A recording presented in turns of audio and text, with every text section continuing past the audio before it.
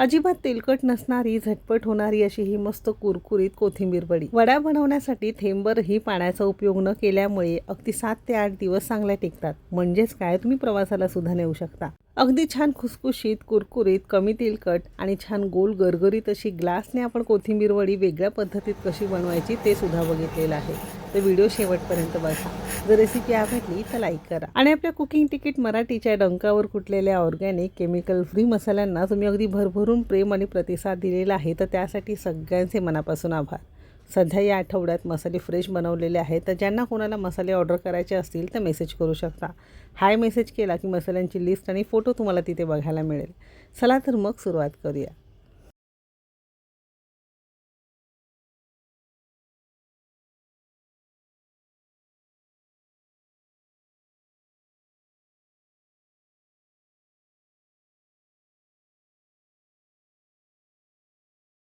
आता कुरकुरीत कोथिंबीर वडी बनवण्यासाठी सगळ्यात पहिल्यांदा इथे आपण मोठ्या आकाराची छान ताजी टवटवीत देठांसहित हिरवीगार कोथिंबीर निवडून घेतली.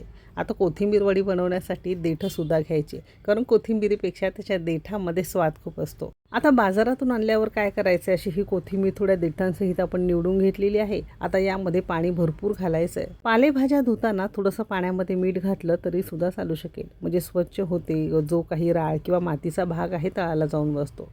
अशी ही स्वच्छ करून घेतल्यावर एखाद्या चाळणीवर किंवा टोपल्यावर आपण कोथिंबीर 2 मिनिटं नितळत ठेवलेली आहे. चांगली निथळली, यातलं सगळं पाणी निघून गेलं की थोडी थोडी कोथिंबीर घ्यायची आणि रफली किंवा मोठी मोठी आपल्याला चिरून घ्यायची. आता वड्यांसाठी जेव्हाही तुम्ही कोथिंबीर चिरून घेता, खूप जसं बारीक न चिरता थोडी मोठी मोठी चिरून घ्यायची. असं मोठं मोठं कोथिंबीर चिरून घेतली की याला पीठसुद्धा कमी लागतं आणि कमी पीठ असल्यामुळे कोथिंबीर वडीला रंग आणि चव छान लागते. तशी ही सगळी आपण चिरून घेतलेली आहे. आता कपाने किंवा वाटीने मोजाल तर साधारणतः एक 4 वाट्या भरून किंवा 4 कप भरून ही कोथिंबीर आहे. त्यानुसार नंतर आपल्याला यामध्ये पीठ घालायचं आहे. आता तोवर इथे आपण एक छान वाटण तयार करणार आहोत, ज्यामुळे कोथिंबीर वडीला चव अगदी छान येईल. त्यासाठी काय केलं, मिक्सरच्या भांड्यामध्ये 5 हिरव्या मिरच्या तुकड्यांमध्ये घातल्यात. हिरवी मिरची आवडीनुसार कमी अधिक करू शकता. अगदी 15 ते 20 लसणाच्या पाकळ्या घातल्यात. लहान असतील थोडं जास्त घाला, मोठे असतील तर थोडा कमी घाला. इथे आपण 1 इंचभर आल्याचे तुकडे घेतलेले आहे. इथे चमचाभर आपण धने घेतलेले आहे. अर्धा चमचा साधं जिरं घेतलेलं आहे. आता हवं असेल तर थोडीशी बडीशेप किंवा थोडासा ओवा घातला तरीसुद्धा चालू शकेल. अजिबात पाणी न घालता मिक्सरला थोडंसं जाडसर आपण हे फिरवून घेतलं. हवं असेल तर खलबत्त्यामध्ये केलं तरीसुद्धा चालू शकेल. आता 4 कप ते 5 कप किंवा एक मोठी जुडी कोथिंबीर असेल तर त्यासाठी हा ठेचा अगदी परफेक्ट आहे. पुन्हा येऊ कोथिंबीरकडे. कोथिंबीरला चवीपुरतं किंवा अर्धा चमचा मीठ घालणार आहोत. तुम्ही तुमच्या चवीनुसार घालू शकता. अर्धा चमचा आपण यामध्ये हळद घेणार आहोत. सोबतच इथे आपण अगदी पाव चमचा हिंग घेणार आहोत. डाळीचं पीठ वापरतोय म्हणून हिंग जरूर घालायचं आहे, म्हणजे अन्न पचायला सुद्धा मदत होते. चवीलाही वड्या छान होतात. अर्धा चमचा आपण इथे लाल तिखट घेतलं आहे, जे बेडगी, काश्मीरी, लवंगी आणि शंकेश्वरी मिरची पूड अशी आपण मिक्स यामध्ये घातलेली आहे. यामध्ये 2 चमचे आपण तीळ घेतलेले आहेत. तुम्हाला हवं असेल तर साठवणीचं तिखट वापरलं तरीसुद्धा चालू शकेल. 2 चमचे किंवा भरपूर यामध्ये तीळ घालायचे, ज्याने चवीला आणि पौष्टिकसुद्धा आहे. इथे आपण तयार केलेला सगळा ठेचा यामध्ये घालणार आहोत. साधारणतः 4 ते 5 चमचे असावेत. आता घातलेले सगळे जिन्नस किंवा हे मसाले कोथिंबीरमध्ये साधारणतः 5 मिनटं तरी असे छान आपण चोळून घेणार आहोत, म्हणजे कोथिंबीरीच्या प्रत्येक कणाला असे हे सगळे मसाले लागले जातील आणि कोथिंबीरीला स्वतःचं पाणी सुटतं. असं जसं तुम्ही हे मळत जाल तसंच याचा थोडासा घट्ट गोळा व्हायला सुरुवात होतं आणि बऱ्यापैकी याला छान पाणी सुटतं. जे याला पाणी सुटतं त्या पाण्यामध्येच पावेल इतकं पीठ वापरून आपण हा गोळा मळून घेणार आहोत. कारण कसं असतं, पारंपरिक किंवा माझ्या आजीच्या ज्या पद्धतीने कोथिंबीर वडी केली की त्याला स्वतःचं पाणी सुटतं आणि त्या पाण्यामध्येच आपल्याला हे पीठ मळून घ्यायचं आहे. तर अगदी परात भरून हे कोथिंबीर होती. आपण याला चोळून चोळून तुम्ही इथे बघू शकता, असा हा छोटासा गोळा झालेला आहे आणि याला बऱ्यापैकी पाणी सुटलेलं आहे. आता बघा, आपण इथे एक मोठ्या आकाराची कोथिंबीरची जुडी घेतली होती. या कपाने मोजाल तर साधारणतः 4 ते 4.5 कप ही कोथिंबीर असावी. तर त्याच्या अर्थ म्हणजे 4 कप तुमची कोथिंबीर असेल तर 2 कप तुम्हाला इथे डाळीचं पीठ घालायचं आहे. मूग डाळीचं, बेसन पीठ जे कोणतं घरामध्ये असेल, जे तुम्हाला चालत असेल ते वापरू शकता. आणि याच कपाने अर्धा कप आपण इथे ज्वारीचं पीठ घेतलं आहे. ज्वारीच्या पिठाने छान कुरकुरीत वड्या व्हायला मदत होते. ज्वारीच्या पिठाऐवजी तुम्ही तांदळाचं पीठ वापरलं तरीसुद्धा चालू शकेल किंवा अगदी 0 साईजचा रवा असतो ना, तो पाव कप वापरू शकता. तर घेतलेले सगळे जिन्नस आपण याच कपाने मोजून घेणार आहोत. म्हणजे पहिल्यांदा जरी बनवत असाल, तुम्ही बॅचलर असाल, तरी न चुकता तुम्हाला हा पदार्थ छान परफेक्ट तयार करता येईल. आता याच कोथिंबीरेला जे पाणी सुटले त्या पाण्यामध्ये आपण हे पीठ मळून घेणार आहोत. ही सेम रेसिपी याआधी बऱ्याचदा मी केली होती, म्हणून तुम्हाला अगदी परफेक्ट प्रमाण दिलेलं आहे. असं प्रमाण घेतलं की न चुकता एकदम छान तुम्हाला ही वडी तयार करता येईल. आणि बऱ्याचदा काय होतं, प्रत्येकाच्या पिठाची क्वालिटी थोडीशी वेगवेगळी असू शकते. त्यानुसार ना कधी कधी जर हे पीठ तुम्हाला कोरडं वगैरे वाटत असेल तर थोडासा पाण्याचा हबकारा जरी मारला आणि असा हा पिठाचा गोळा मळून घेतला ना तरी सुद्धा चालू शकेल. पण जसं तुम्ही हे पीठ मळत जाल तसं आणखीन या कोथिंबीरीला पाणी सुटतं आणि या पाण्यामध्येच आपण हा पिठाचा गोळा असा छान मळून घेतला. जसा पारंपरिक पद्धतीत भजनच्यापेक्षा थोडं घट्ट हे पीठ वड्यांसाठी तयार केलं जातं. सगळ्या शेवटी 2 चमचे तेल यावर घालून पुन्हा आपण छान पीठ मळून घेणार आहोत. मूग डाळीचं पीठ घेत असाल, बेसन पीठ घेत असाल तर याला बऱ्यापैकी ना चिकटपणा असतो, म्हणून थोडंसं तेल लावून असा हा छान गोळा आपण करून घेतलेला आहे. असं पीठ तुमचं भिजवून तयार झालं. अजिबात याला वेगळं तुम्हाला भिजत वगैरे घालायचं नाही. पटकन वड्या केल्या तरी सुद्धा चालू शकेल. आता पहिली पद्धत जी आपण ग्लासने करणार आहोत. आपल्या घरामध्ये छोटा मोठा किंवा चहाचा छोटा पेला असतो ना, तर त्यामध्ये सुद्धा तुम्ही करू शकता. लहान मुली असतील, पहिल्यांदा बनवत असाल तर या पद्धतीने नक्की करून बघा, म्हणजे थोडासा कॉन्फिडन्स येतो.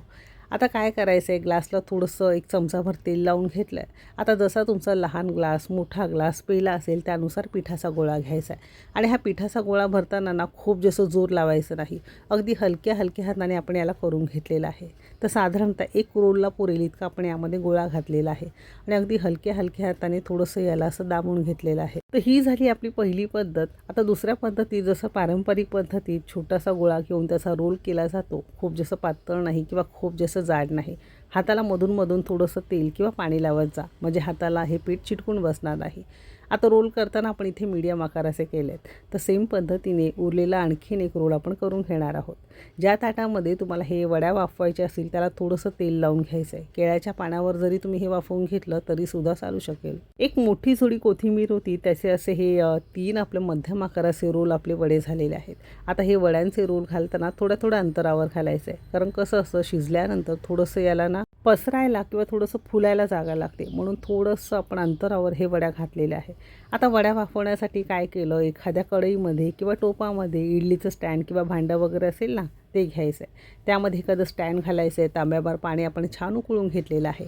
पाण्याला उकळी येणं खूप जास्त गरजेचं आहे, म्हणजे वड्या छान परफेक्ट अशा तुमच्या वाफवून तयार होतात. हे स्टँड ठेवलेलं आहे. आता झाकण लावायचं आहे.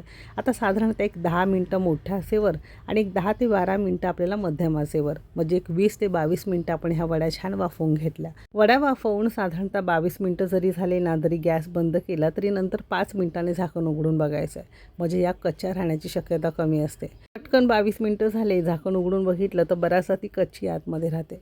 आता थोडंसं खाली काढून घेतले तर तुम्ही इथे बघू शकता, हाताने जी आपण ही वडी घातली थोडीशी याला चिरल्यासारखी किंवा थोडीशी चपटी झाल्यासारखी दिसत असेल, पण खायला ही अगदी छान लागते. मस्त परफेक्ट अशी छान शिजल्यासारखी तुम्हाला इथे दिसत असेल. आता असे हे रोल ना तुम्ही एखाद्या डब्यामध्ये घालून फ्रीजमध्ये 8 ते 10 दिवस स्टोर करून ठेवू शकता. जेव्हाही खाण्याची इच्छा होईल डीप फ्राय, शॅलो फ्राय तुम्ही करून खाऊ शकता. तर ही झाली आपली पहिली पद्धत. दुसरी आपली ही ग्लासची. छोटे छोटे पेले वगैरे असतात, छोटे पातळ ग्लास असतात, तर त्यामध्ये सुद्धा करू शकता. आता तुमच्याकडे जर वेळ असेल तर थोडं गार करून घ्या. मी अगदी गरम असतानाच हे असं काढून घेतलं आहे. सुरीने थोड्याशा कडा मोकळ्या करून असं ग्लासापासून वेगळं केलं आहे. जर तुम्ही हे गार करून घेतलं ना तर अगदी पटकन हे निघायला मदत होते. तर ग्लासने केलेली वडी तुम्ही इथे बघू शकता, अशी छान गोल गरगरीत एकसारखी झाल्यासारखी दिसते आणि हाताने केलेली थोडी चपटी, पण खायला दोन्ही छान लागतात. एक गोष्ट लक्षात ठेवायची, जर तुम्हाला ग्लासमध्ये करायची तर खूप जास्त जाड ग्लास घ्यायचा नाही, पातळ घ्यायचा, म्हणजे पातळ असला की शिजायला फार जास्त वेळ लागत नाही. मला तरी दोन्ही पद्धत आवडली. तुम्हाला जी पद्धत आवडेल त्या पद्धतीने करू शकता. तर ही सुरुवातीची पहिली पद्धत अशी आपण कट करून घेतली. थोडीशी चपटी दिसते पण ही सुद्धा मस्त लागते. आणखीन एक पद्धत आहे, ताटाला थोडंसं तेल लावून घ्यायचं आहे आणि त्यामध्ये सगळं पीठ घालून छान पातळ थापून घ्यायचं आहे. तर तसं सुद्धा करून वाफवून तुम्ही नंतर गार करून तुकडे करून शॅलो किंवा डीप फ्राय करून खाऊ शकता. आता हे ग्लासने केलेली वडी तुम्ही इथे बघू शकता, अशी छान गोल गरगरीत आणि मस्त दिसते. आता यानंतर तुम्हाला कधी मुलांसाठी बर्गर पॅटी वगैरे करायची असेल ना, तर पालक, वेगवेगळ्या भाज्या किंवा कोथिंबीर सेम पद्धतीने असं वाफवून बर्गर पॅटीसुद्धा मुलांना तुम्ही करून देऊ शकता. म्हणजे अशी छान मस्त वाफवून पालक आणि वेगवेगळ्या भाज्या घालून तुम्ही करून देऊ शकता. दोन्ही पद्धतीत आपल्या या वड्या वाफवून झालेल्या आहेत. आता तुम्हाला हवं असेल तर शॅलो फ्राय करून खाऊ शकता, डीप फ्राय करून खाऊ शकता. वाफवून घेतलेल्या वड्या साधारणतः एक 8 ते 10 दिवस फ्रीजमध्ये छान राहतात आणि तळून घेतलेल्या वड्या एक 8 दिवस तुम्ही खाऊ शकता. सध्या आता गावाला जात असाल, कुठे कुठे फिरायला जात असाल, तशा वड्या डीप फ्राय करून जरी एखाद्या डब्यामध्ये घेऊन गेलात ना, तो कोणत्याही चटणीसोबत किंवा नुसतंच खायला चहाबरोबरसुद्धा अगदी मस्त लागतं. तर नक्की करून बघा. डीप फ्राय केल्यामुळे काय होतं माहिती आहे का, उरलेला जो काही कच्चेपणा असतो सगळा तेलामध्ये निघून जातो आणि छान कुरकुरीत व्हायला मदत होते. तर हाताने केलेली ही कोथिंबीर वडी अशी आपण डीप फ्राय करून घेतली. आता जी आपण पॅटी करून घेतलेली होती ना, ग्लासच्या मदतीने तीसुद्धा आपण एक घालूनही तळून घेणार आहोत. सेम पद्धतीने करू शकता.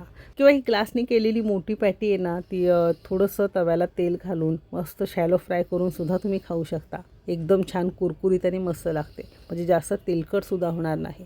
तुम्हाला जी पद्धत आवडेल तुम्ही त्या पद्धतीने करू शकता. मात्र अशा या कुरकुरीत कोथिंबीर वडी ज्या 2 पद्धतीत तुम्हीसुद्धा नक्की करून बघा. तुम्हाला कोणती पद्धत आवडली ते सुद्धा नक्की सांगा. आता या वड्या तुम्ही इथे बघू शकता, अजिबात तुम्हाला तेलकट दिसत नसतील. तर कशी वाटली ही रेसिपी कमेंट करून नक्की सांगा. जर आवडली असेल तर लाईक करा, चॅनेलवर नवीन असाल सबस्क्राईब करा, बाजूचं बेल आयकन नक्की क्लिक करा आणि अशाच इंटरेस्टिंग रेसिपी पाहण्यासाठी कुकिंग तिकीट मराठी चॅनेलला सबस्क्राईब करा, बाजूचं बेल आयकन नक्की क्लिक करा. इथपर्यंत रेसिपी बघितल्याबद्दल सगळ्यांचे मनापासून आभार. चला तर मग भेटू एक मस्त आणि जबरदस्त रेसिपीसोबत. तोपर्यंत मस्त खा आणि स्वस्त रहा.